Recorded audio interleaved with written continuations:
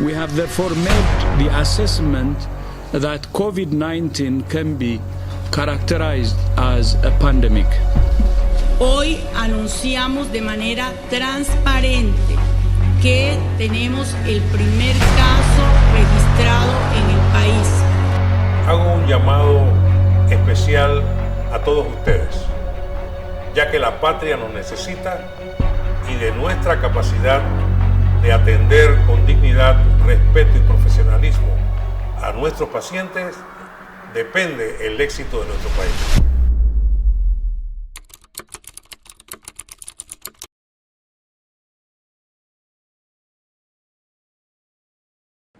Es un evento que solo Dios puede parar. Ahora pasamos a Centroamérica. El pasado fin de semana, Panamá registró la segunda muerte por coronavirus. El sistema de salud de Panamá se encuentra al borde del colapso. El explosivo crecimiento de casos de COVID-19 ha convertido al país en el más golpeado por la pandemia en Centroamérica. En Panamá mueren casi 2 personas cada hora debido al COVID-19. En las próximas semanas, Panamá podría alcanzar los 1.000 fallecidos de continuar el aumento de contagios. La gente se estaba infectando, estaban yendo a los hospitales y moría, y no teníamos un tratamiento específico. Y mi gran preocupación fue cómo hacer para salvar vidas.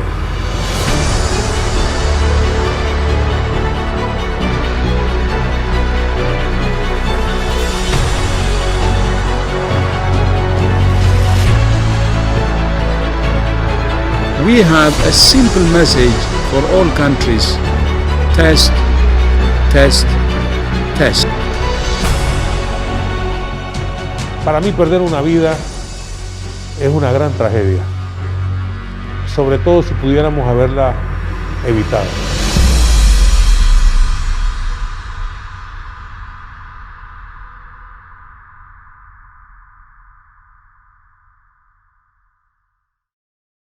O sea, enfrentarnos a un enemigo distinto, desconocido, nos afectó muchísimo. En términos médicos, nos afectó porque no sabíamos realmente a quién nos enfrentábamos.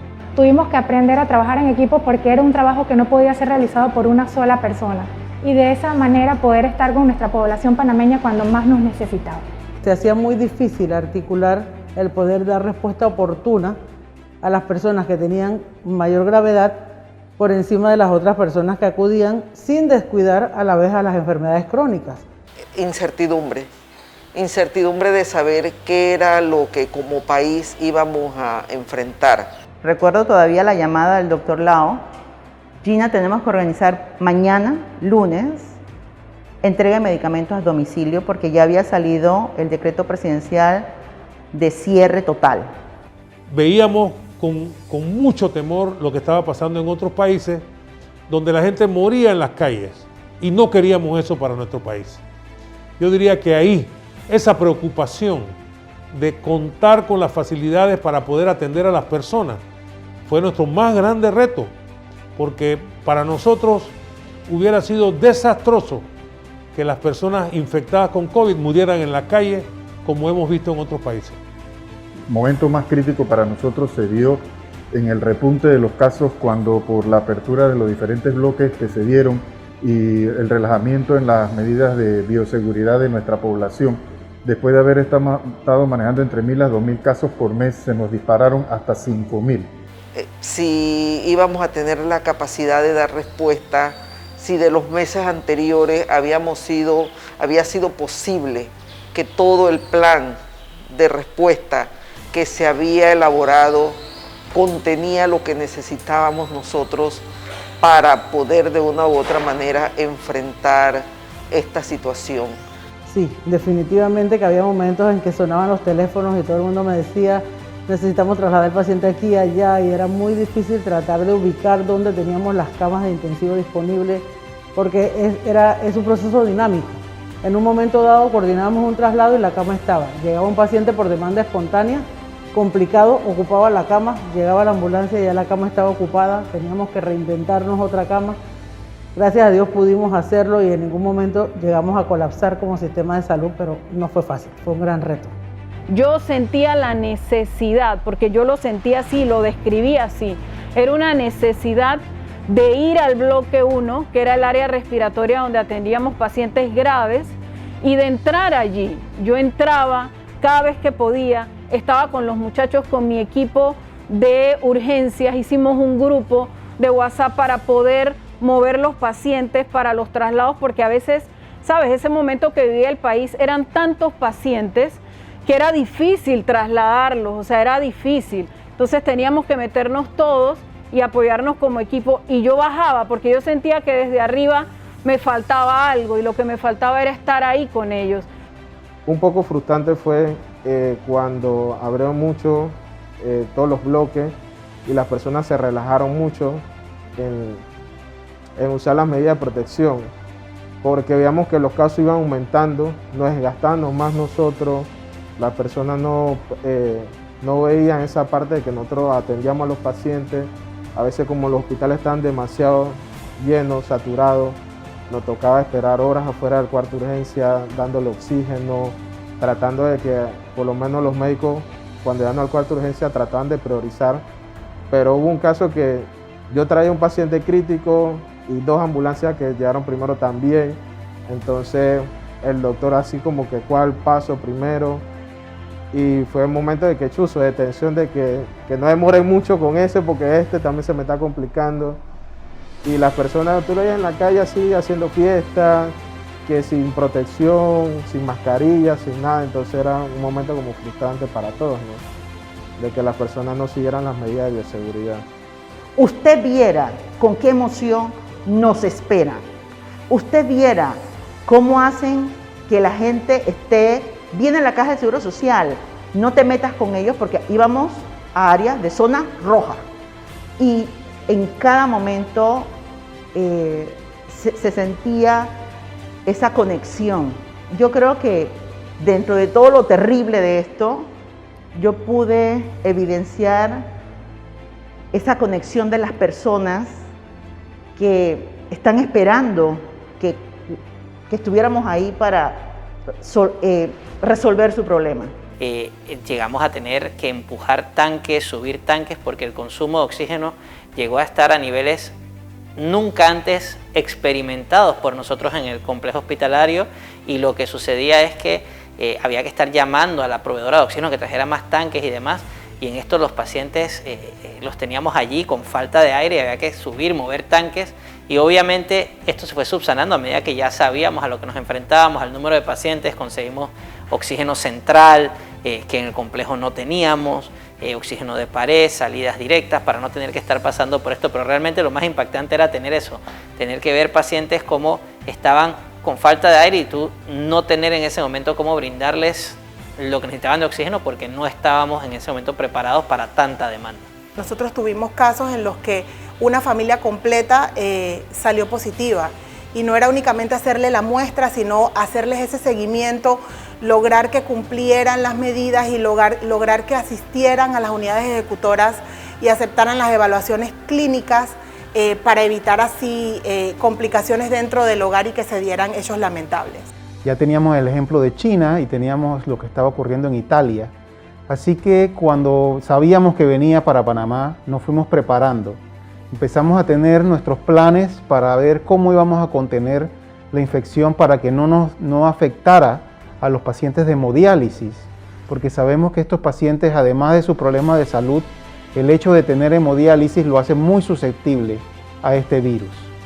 El equipo es un robot, o sea, en realidad él hace el proceso de la muestra automático completamente, lo que requiere menos de recursos humanos, ¿verdad? En comparación al ya sea un proceso manual a un equipo semiautomatizado. Igual tenemos diferentes plataformas para poder llegar a cubrir la necesidad, ¿no?, de la demanda. Nosotros tenemos el robot y a la vez tenemos 3 plataformas más que nos ayudan a poder llegar a hacer las 3.500 al día, que fue lo que hemos hecho en el pico máximo de la pandemia en diciembre. No es igual ir a buscar a un paciente 2 horas después que te han llamado que ir a buscarlo 25 minutos después y evitar que estos pacientes pudieran morir en casa. Fue un alivio también, pero a pesar de eso se mantenía el nivel de traslado cuando se abrió el hospital COVID, cuando se abrió el Figali y cuando se abrió el INFRE, ¿verdad? Que se le remodeló para que pudiera también recibir pacientes que necesitaban apoyo de oxígeno en su tratamiento.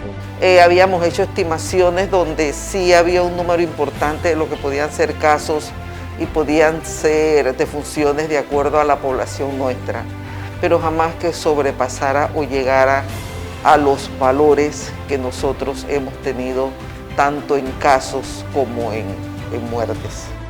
Bueno, hemos aprendido muchas cosas.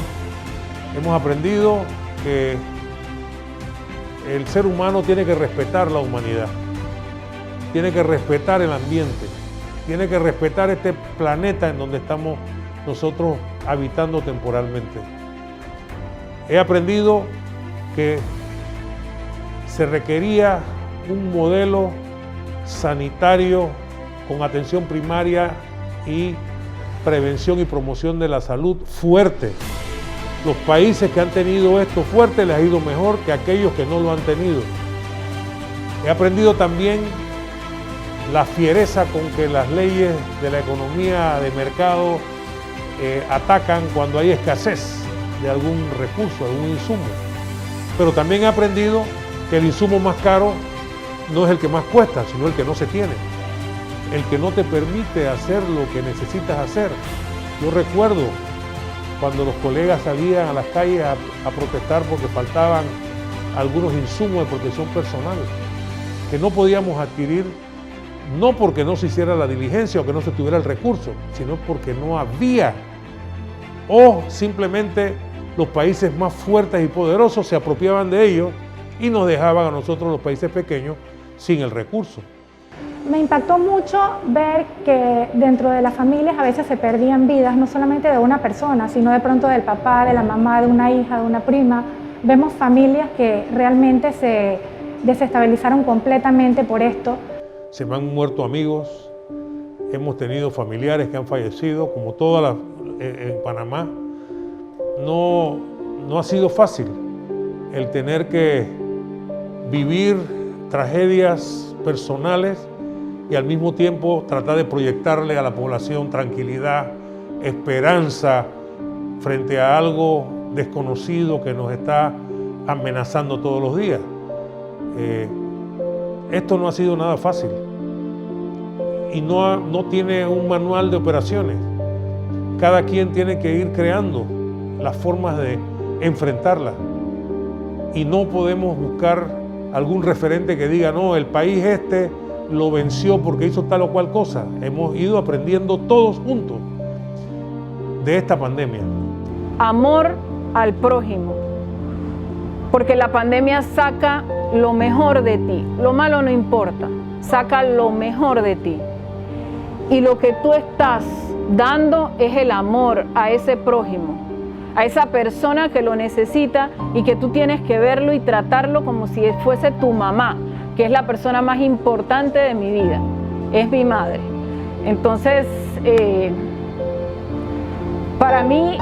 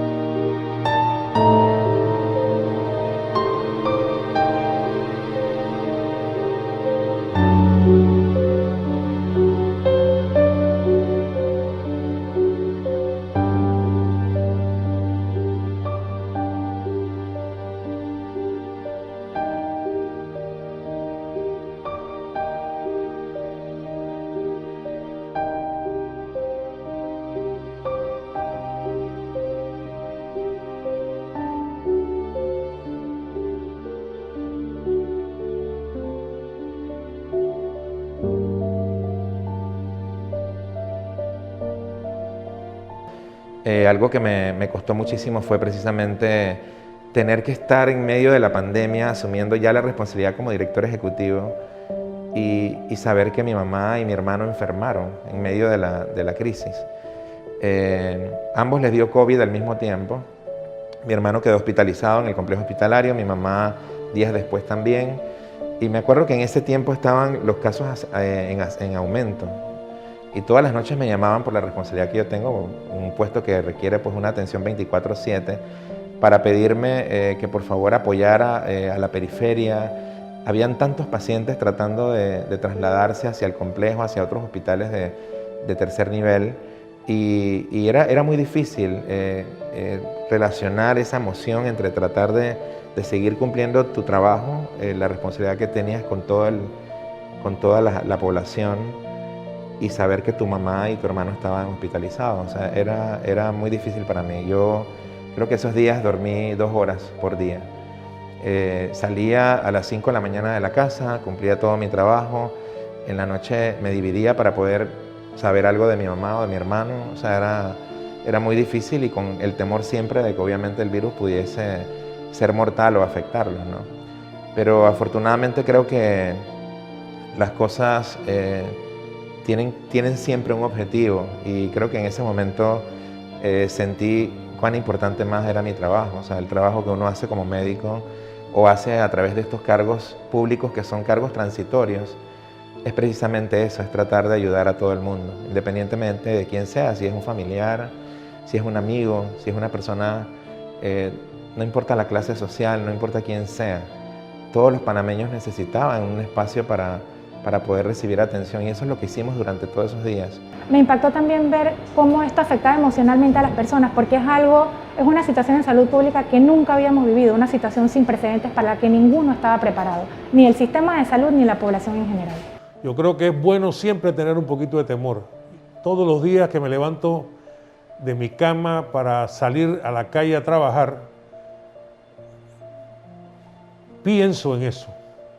Oro por mantenerme sano y por cumplir con las medidas de bioseguridad no farmacológicas, que no se me olviden, porque a veces el tiempo hace que uno se sienta más seguro y comience a relajar estas medidas. Grave error. Yo creo que el temor ayuda.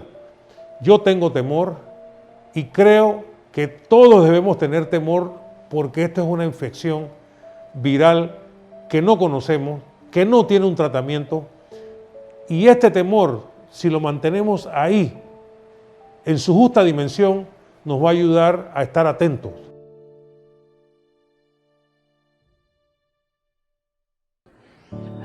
Pues fíjate, la pandemia la definiría en una frase como enseñanza.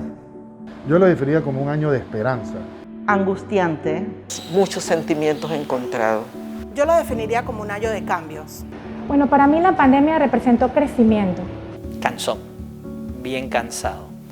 Esto ha sido una oportunidad para reinventarnos. Reto. Sería el año donde yo me he sentido más orgulloso de ser médico en toda mi carrera. Año del aprendizaje. Nosotros en este periodo hemos aprendido todos los días. El COVID no vino con un manual de operaciones.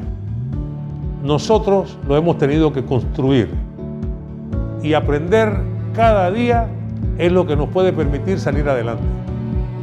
La gente se muere menos ahora, no porque haya menos casos, se muere menos porque los médicos sabemos más. Una vacuna segura, una vacuna eficaz, una vacuna que esté debidamente certificada es la solución.